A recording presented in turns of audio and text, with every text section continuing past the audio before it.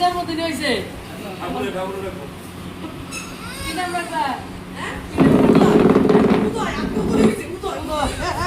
হওয়ার পর সঙ্গে সঙ্গে আপনি জিবি হাসপাতালে ছুটে আসেন এবং কি হয়েছিল ঘটনাটা? কালকে সন্ধ্যেবেলায় কিছু লোক আমাকে একটা ভাইরাল ভিডিও জিবি হসপিটালের সাবরুমের একজন মহিলা, উনি বলছেন ওনাকে বাঁচানোর জন্য ওনার স্বামী নিরুদ্দেশ, এভাবে উনি পোস্ট করেছেন।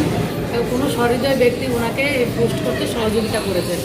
ওনার কাছে তো মোবাইলও ছিল না, তো যিনি পোস্ট করেছেন সোশ্যাল মিডিয়াতে ওনাকে আমি ধন্যবাদ জানাই এবং কৃতজ্ঞতা জানাই। এবং কয়েকজন আমাকে পাঠিয়েছে এবং তৎক্ষণাৎ আমরা জীবিতে সঙ্গে যোগাযোগ করি এবং আমি নিজেও আসি এবং কন্যা কথার যারা মেয়েরা আছে ওনারা এসেছিলেন। তো কালকে ডাক্তারবাবুদের সঙ্গে কথা বলেছি, নর্মাল ডেলিভারি চেষ্টা করতে সম্ভব হয়নি। আজকে 10টার সময় সিজার হয়েছে, যথারীতি 11:30টার দিকে একটা পুত্র সন্তানের উনি জন্ম দিয়েছেন। মা সুস্থ আছেন, মার সঙ্গে কথা বলেছি এবং ছেলে যে সন্তান জন্ম দিয়েছেন সেও সুস্থ আছে। 3 কেজি তার ওয়েট হয়েছে।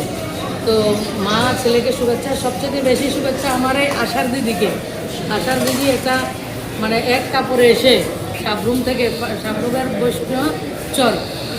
বৈষ্ণবপুর থেকে উনি এসছেন পেশেন্টকে নিয়ে নিজের বাড়িঘর ছেড়ে।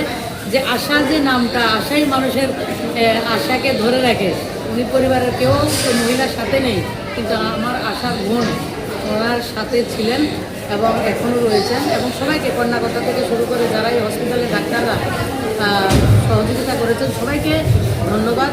আমাদের ডক্টর জেএল বদ্দের ইউনিটে সেটা হয়েছে, সামুয়েল পরে একজন ডক্টর রয়েছেন, ওরা সবাই যারা গাইনো ওয়ার্ডের সিজারিয়ানে রয়েছেন সবাইকে অনেক অনেক শুভেচ্ছা। এবং আজকে ডক্টর বিধানচন্দ্র রায়ের জন্মদিন এবং মৃত্যুদিন একই দিনে ওনার, ওই দিনটাকে ডক্টর যে হিসাবে আমরা 91 থেকে পালন করছি, ডাক্তারকে আমরা ভগবানের রূপ হিসাবে আমরা সম্মান জানাই।